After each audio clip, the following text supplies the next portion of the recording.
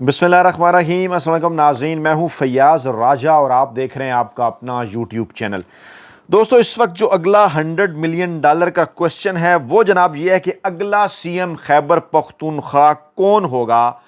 Pakistani establishment के साथ उसका ताल्लुक होगा, वो कामयाब होगी, या इमरान खान पाकिस्तान तहरीक इंसाफ अपना खैबर पख्तूनख्वा का सीएम मुंतखब कराने में कामयाब हो जाएंगे। ये बहुत बड़ा सवाल है जो जनाब आपकी जानिब से पूछा जा रहा है, और ये भी पूछा जा रहा है कि इस वक्त इस्टेब्लिशमेंट को कितने अरकान की हमायत हासिल है और इमरान खान और पाकिस्तान तहरीक इंसाफ को कितने अरकान की हमायत हासिल है। और ताकतवर हलकों की जानिब से पाकिस्तान की सुप्रीम कोर्ट यानी यहिया खान आफरीदी और पाकिस्तान के chief election commissioner Sikandar Sultan Raja को सूबा खैबर पख्तूनख्वा के हवाले से क्या नया टास्क दिया गया है। आगे बढ़ने से पहले इसका बैकग्राउंड ये है, कल भी मैंने आपको कहा था आप इस बात को समझें कि अगला बैटलफील्ड इसलिए है खैबर पख्तूनख्वा क्योंकि वो इमरान खान साहब का पाकिस्तान तहरीक इंसाफ का बेस कैंप है, और उस बेस कैंप को हर सूरत ताकतवर हल्के इमरान खान और पाकिस्तान तहरीक इंसाफ से छीनना चाहते हैं।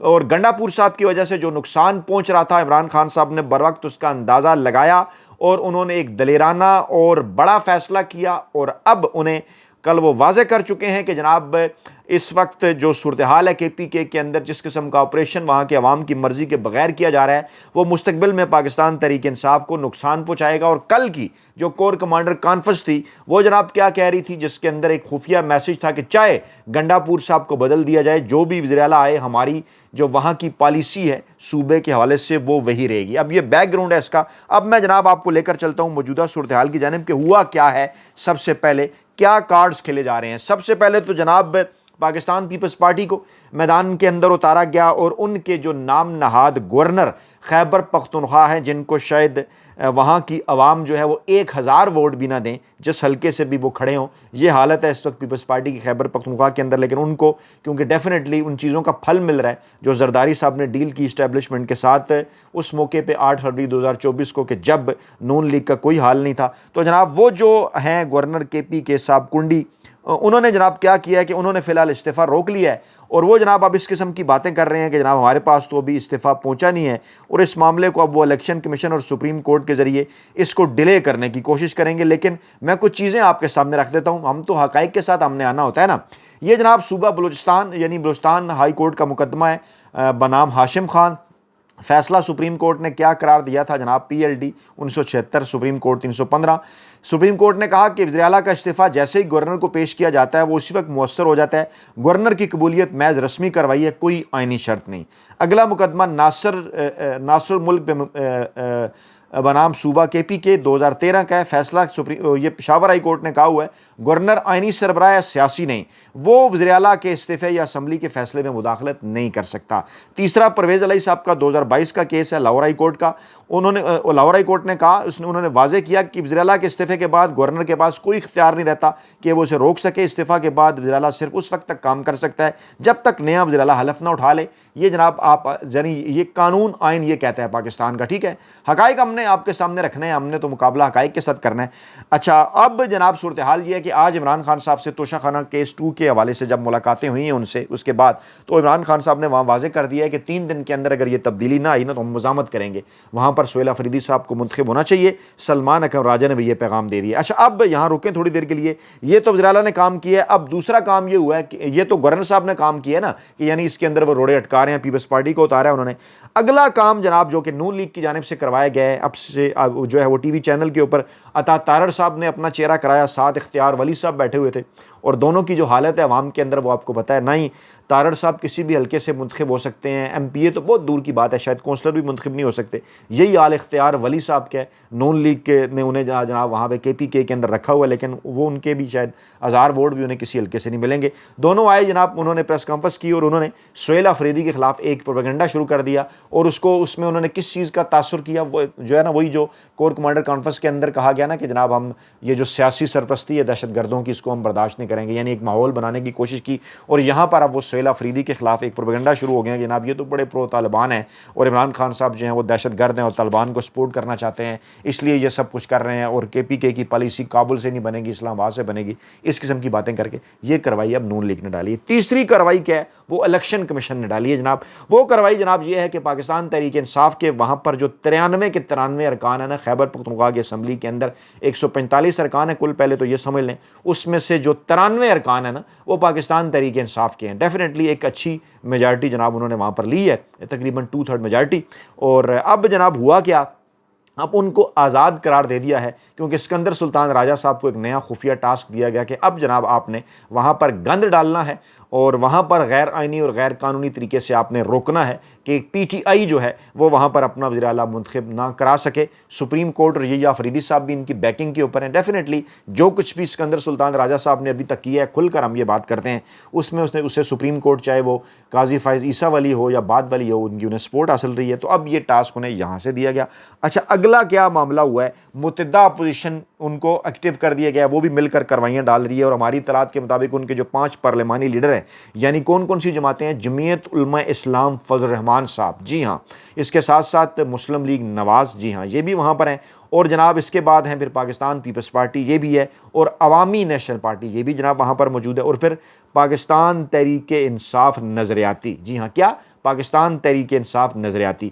अब ये जो सारे के सारे पार्लिमानी पार्टियां खैबर पख्तूनख्वा के अंदर अपोजिशन की हैं और मुस्तकबिल के हवाले से इन्हें अकोमोडेट भी किया गया था। यानी ये जो 145 नशस्तें हैं ना, जिसमें से 93 पाकिस्तान तहरीक इंसाफ को मिली थी और 52 जो है वो अपोजिशन के अंदर जो है वो तकसीम कर दी गई। ये शुरू में ये सूरत हाल नहीं थी, ये मखसूस नशस्तों के बाद ये सूरत हाल बनी है, इनकी 2/3 अक्सियत कम करने के लिए कि वहाँ पर वो उस तरह की जो कानून साजी है वो ना कर सके। यहाँ पर भी इन्होंने कार्रवाई डाली, क्योंकि अगर आप इब्तदाई नताइज पर जाएँ ना, जब 120-25 जो बरह रास्त इलेक्शन है यहाँ पर हुए थे, मखसूस नशस्तें यहाँ से निकालें तो पाकिस्तान तहरीक इंसाफ की जो नशस्तें थीं वो 2/3 मेजॉरिटी से भी ज़्यादा थी, ठीक है। लेकिन वो कार्रवाई उन्होंने फिर इस बेंच के जरिए डलवाई है। ये जो बना ना बाद में, हालांकि जो 11 रुकनी बेंच, आपको 8 रुकनी बेंच जो बना था काजी फाइज ईसा साहब के दौर के अंदर, उसने वाज़ेह बड़ा साफ फैसला दे दिया था कि ये पाकिस्तान तहरीक इंसाफ की हैं नशिस्तें।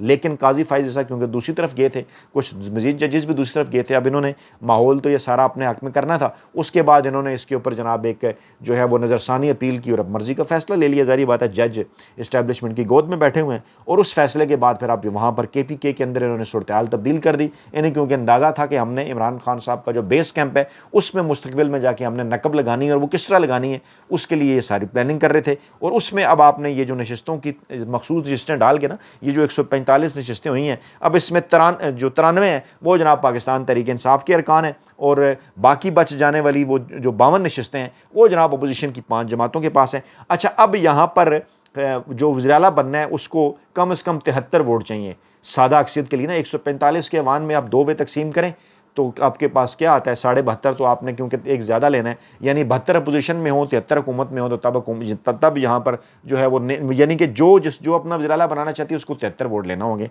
अब ये 52 को 73 में कैसे बदलेंगे, 21 वोट इन्हें चाहिए, 21 वोट इन्हें चाहिए। और दूसरी तरफ पाकिस्तान तहरीक इंसाफ के पास 93 हैं, उनके ये 21 वोट अगर तोड़ेंगे तो वो 72 हो जाएंगे। ये अपने 52 में 21 जमा करेंगे तो इनके 73 हो जाएंगे। इस वक्त वो PTI के 93 हैं, इनके 52 हैं। अब 21 बंदे हैं ऐसे जिनके ऊपर फोकस है कि जनाब इनको हमने किस तरह से तोड़ना है। अब हमारी इत्तलात ये हैं कि मुतद्दा अपोजिशन ने कार्रवाई डालते हुए इन 21 अरकान को तोड़ने के हवाले से आज रात ही से, जब मैं आपके सामने ये वीडियो कर रहा हूँ और फिर सुबह की भी जो हमारे पास इत्तलात है उनके मुताबिक जनाब ये जो 21 अरकान हैं इनको जनाब तोड़ने के लिए इन्होंने तमाम तर कार्रवाइयाँ शुरू कर दी हैं। कड़कते नोटों की खुशबुएँ जो हैं वो खैबर पख्तूनख्वा की असम्बली के अंदर आना शुरू हो गई हैं। और जो टास्क दिया गया था उससे पहले इलेक्शन कमीशन को कि आपने आज़ाद अरकान जनाब इन्हें करार दे देना है, और क्या होगा फिर इनके ऊपर फ्लोर क्रॉसिंग नहीं लगेगी। सिकंदर सुल्तान राजा साहब एक आइन को तोड़कर एक जो है एक कानून को, आइन और कानून को साइड पे जनाब उन्होंने रखकर उन्होंने मुकम्मल तौर पर फैसिलिटेट किया है। और सुप्रीम कोर्ट ऑफ पाकिस्तान इस सारे अमल के पीछे उनकी फैसिलिटेटर के तौर पर उनके पीछे खड़ी है। ये जनाब सारी कार्रवाइयाँ मैंने आपके सामने तरतीबवार जो है वो रख दी कि ये सारी कार्रवाइयाँ अब ये इससे पहले जो है वो डालना चाह रहे हैं या डाल रहे हैं कि नया CM KPK अब हम इमरान खान साहब का मुंतखब ना होने दें। अब उसके लिए या तो ये गंडापुर साहब का इस्तीफ़ा रोक कर रखने की कोशिश करेंगे, या फिर ये सुहेल अफरीदी साहब का जो है उनके खिलाफ प्रोपेगेंडा करेंगे, या फिर ये करेंगे कि इमरान खान साहब से किसी तरह से नाम जो है वो चेंज करवाएं, इसको डिलेइंग टैक्टिक्स के अंदर लेकर जाएं। क्योंकि सुहेल अफरीदी का लगाने का भी एक मकसद है। मैं पहले वो चीज़ें आपके सामने फिर रख देता हूँ सामने कि तोशा खाना 2 में अब हतमी मरहले की तरफ वो जा रहा है। इन्होंने इमरान खान साहब को सज़ा सुनानी है, क्योंकि अब अगली डेट जनाब, अगर मैं गलत नहीं हूँ तो अगली डेट उसकी आई है जनाब 13 अक्टूबर। जी हाँ, 13 अक्टूबर को जनाब अब इन्होंने इस मामले को ये 13 अक्टूबर तक जनाब अब ले गए हैं। आज की जो आज जब मैं ये आपके सामने वीडियो रख रहा था तो उस वक्त की जब वीडियो कर रहा हूँ उस वक्त की जो ताज़ा तरीन इतलात हैं उनके मुताबिक वहाँ पर फिर सलमान अकरम राजा साहब ने भी गुफ्तगू की है जनाब इमरान खान साहब से। मुलाकात के बाद बैरिस्टर गौर ने की है, बैरिस्टर अली ज़फ़र ने की है, और इमरान खान साहब ने 342 का जो बयान है ना तोशाखाना का, वो भी जनाब उन्होंने जमा करा दिया। हाँ, डेट मुझे मिल गई, मैंने नोट की थी, 13 अक्टूबर को जनाब हतमी दलाइल जो हैं वो अब इसके ऊपर देंगे। 342 का बयान इमरान खान साहब ने और बुशरा बीबी साहबा ने जमा करवा दिया है। अच्छा, अब जनाब मामलात अगले राउंड में चले गए हैं और क्योंकि अब वहाँ से इन्होंने इमरान खान साहब को सज़ा सुनानी है। अच्छा, अब इमरान खान साहब क्योंकि तमाम तर चीज़ों को वो प्रीएम्प्ट कर चुके थे, वो देख रहे थे कि ये सारी चीज़ें हो रही हैं, तो इस दौरान उन्होंने क्या बड़े इकदाम उठाए हैं। सबसे पहला, महमूद खान अचकज़ई साहब को कौमी असम्बली के अंदर जो है वो अपोजिशन लीडर बनाने की उन्होंने नामजदगी कर दी, साइन करवा ली। अब ये सिर्फ पेश करना है वहाँ पे अयाज सादिक स्पीकर कौमी असम्बली को, वहाँ वो डिलेइंग टैक्टिक्स इख्तियार करेंगे डेफिनेटली, लेकिन बहरहाल उसको रोक नहीं सकते वो। दूसरा बड़ा कदम, अल्लामा राजा नासिर अब्बास साहब को सेनेट के अंदर अपोजिशन लीडर इमरान खान साहब ने मुकर्रर कर दिया है। उनकी भी नॉमिनेशन भी होगी, मंजूरी भी होगी। वहाँ वो जो है वहाँ उन्होंने जो है वो यूसुफ गिलानी साहब बैठे हुए हैं स्पीकर के तौर पर, वो भी डिलेइंग टैक्टिक्स करेंगे, लेकिन उनके पास भी कोई इसके अलावा हल नहीं है।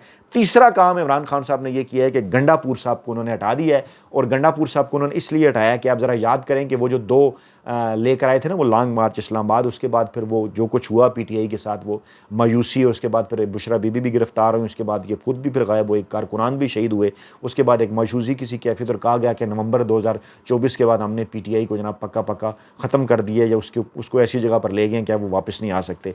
अब गंडापुर साहब के नाम के ऊपर इमरान खान साहब ने क्रॉस लगा दिया। चौथा, इमरान खान साहब ने सुहेल आफरीदी को वज़ीर के लिए नॉमिनेट किया, और हमारी इतलात के मुताबिक क्योंकि ISF के साथ इनका ताल्लुक है, ये इतलात नहीं मतलब ये तो कन्फर्मेशन है, इतलात हमारी ये है कि नवंबर के आखिरी हफ्ते के अंदर एक और लॉन्ग मार्च पाकिस्तान तहरीक इंसाफ जो है वो करने का इरादा रखती है इस्लामाबाद की जानिब। और ये क्या मौका होगा, ये बड़ा इंपॉर्टेंट है, इसको पहले आप समझेंगे ये मौका क्या होगा। असल कहानी इसके अंदर ये है, अक्टूबर इस वक्त चल रहा है। अच्छा, पिछली वीडियो की अगर आपने देखी हो, मैं इसके साथ कनेक्ट भी करना चाहूँगा कि 30 नवंबर 25 यानी आज जब आप ये जो है वो वीडियो देख रहे हैं तो 30 नवंबर 25 आने में तकरीबन कोई 1.5 माह का जो वक्त है वो बाकी है। अमीनुद्दीन खान साहब जो आइनी बेंच के सरबराह हैं वो 30 नवंबर 2025 को रिटायर हो रहे हैं, यानी उनके पास कोई 45-50 दिन बाकी हैं। इसका क्या मतलब है, यानी आइनी बेंच की वो सरबराही कर रहे हैं जो 26वीं तरमीम के हवाले से केस सुन रहा है। अब उन्होंने 30 नवंबर 25 अपने जाने से पहले ये फैसला करना है, ठीक है, यानी नवंबर के आखिरी हफ्ते में डेफिनेटली 26वीं आइनी तरमीम के हवाले से फैसला आ रहा है। और मैंने पिछली वीडियो में आपको भैया बताया कि 26वीं आइनी तरमीम खतरे में है, क्योंकि कुछ जजेस मजीद अब ज़रा डिफरेंट किस्म की बात कर रहे हैं। पिछली मेरी वीडियो सुन लीजिएगा, वो आपको बताएगी। अच्छा, अब अगली बात क्या होगी, नवंबर ही के आखिरी हफ्ते में 29 नवंबर 2025 की वो डेट है जब मौजूदा आर्मी चीफ साहब की 3 साला मुद्दत मुलाजमत मुकम्मल हो रही है। अगरचे हुकूमत ने यह कह दिया है कि जनाब हमने एक गैर पार्लिमानी एक्ट जो 26वीं तरमीम के बाद आया था उस वजह से उन्हें 3 साल बढ़ा के हमने 5 साल कर दिए हैं, तो अब वो 27 तक है। लेकिन फिर भी सवाल है नोटिफिकेशन कहाँ है अगले 2 साल का, और फिर जब 26वीं आइनी तरमीम वापस से हो जाएगी तो क्या उसके बाद जो गैर पार्लिमानी एक्ट हुआ उसके ऊपर सवालिया निशान नहीं होंगे। इनको ज़रा लिंक करें कि सूरत हाल जहाँ कर रही है। यानी नवंबर का महीना 26वीं आइनी तरमीम मौजूदा जो सुप्रीम कोर्ट है उसके लिए, और इसके साथ साथ आर्मी चीफ साहब के लिए भी इंपॉर्टेंट है नवंबर का महीना। और उससे पहले इमरान खान साहब ने ये सारी तब्दीलियाँ कर दी हैं। मैं फिर आपके सामने दोहराता हूँ, महमूद खान अचकज़ई, अल्लामा राजा नासिर अब्बास टिक गंडापुर क्रॉस, सुहेल अफरीदी टिक, और नवंबर के आखिरी हफ्ते में लॉन्ग मार्च। अब जरा इन सारी चीज़ों को आप इकट्ठा कर लें। मेरे एक दोस्त कहते हैं राजा साहब आप डार्ट बोर्ड कनेक्ट कराते हैं, तो आइंदा से मेरी ये कोशिश होगी कि हर वीडियो में डार्ट कनेक्ट कराऊं। जरा एकेडमिक गुफ्तगू किया करेंगे ना, आपकी सपोर्ट भी चाहिए, कमेंट्स चाहिए, आपका लाइक्स चाहिए, व्यूज़ चाहिए डेफिनेटली, ताकि ज़्यादा लोगों तक ये पैगाम पहुँचे। वो जिनको एतराज़ है ना कि थंबनेल और इस तरह के फ़लां, वो ज़रा जनाब थोड़े से मुतमईन हो, हम आपके सामने academic discussion, facts and figures रखा करेंगे। और फिर जनाब देखें, आपने फिर चैनल को सपोर्ट भी करना है, आगे भी बढ़ाना है, लाइक भी करना है, चीज़ों को शेयर करना है, सब्सक्राइब करना है, और ताकि ज़्यादा से ज़्यादा इंटरेक्शन बढ़े। और कमेंट जनाब आपने ज़रूर करना है, अपनी राय देनी है कि ये थंबनेल्स के अंदर ये जो तब्दीली है, ये जो कंटेंट के अंदर तब्दीली है, ये नया स्टाइल आपको कैसे लग रहा है, ये आपने बताना है। अब हम आपके सामने वो रख रहे हैं जनाब, इस वक्त नंबर गेम क्या है। 145 का ऐवान है जनाब, 93 नशस्तें पाकिस्तान तहरीक इंसाफ, जिन्हें अब आज़ाद अरकान करार दे दिया है इलेक्शन कमीशन ने कार्रवाई डालते हुए, गेम डालते हुए, वो 93 PTI के हैं, 52 मुतहदा अपोजिशन के हैं, 5 पार्टियाँ उसके अंदर। जमीयत उलमा इस्लाम फजल रहमान, इनके पास 18 लोग हैं, नून लीग के पास 17 लोग हैं। इतने हुए क्यों हैं? मखसूस नशस्तें जो उन्हें दी है ना छीन कर PTI से, उस वजह से, यानी इतनी इन्होंने बरह रास्त नहीं जीतनी जितनी इनके हाथ इन्होंने मखसूस दे दी हैं। उसके बाद पीपल्स पार्टी के पास 10 हैं, ANP के पास 4 हैं, नजरियाती के पास 3 हैं। अब ये 18 और जमा 17 35, 35 और 10 45, 45 4 49, 49 और 3 52, ये 52 अपोजिशन के पास हैं। 93 PTI के हमारे याफ्ता हैं, 21 लोग इन्हें तोड़ने हैं और उससे पहले यह सारा माहौल इन्होंने बना दिया है। और अब सूरत हाल आखिरी राउंड में दाखिल हो चुकी है। यहां जिसका वज़ीर-ए-आला आएगा वो आगे डिपेंड करता है पाकिस्तान तहरीक इंसाफ इमरान खान साहब की मुस्तकबिल की सियासत पे। मामलात जनाब बड़े इंटरेस्टिंग हो गए हैं। राय आपकी हर सूरत चाहिए। अपना ख्याल रखिएगा। अल्लाह ने के बाद।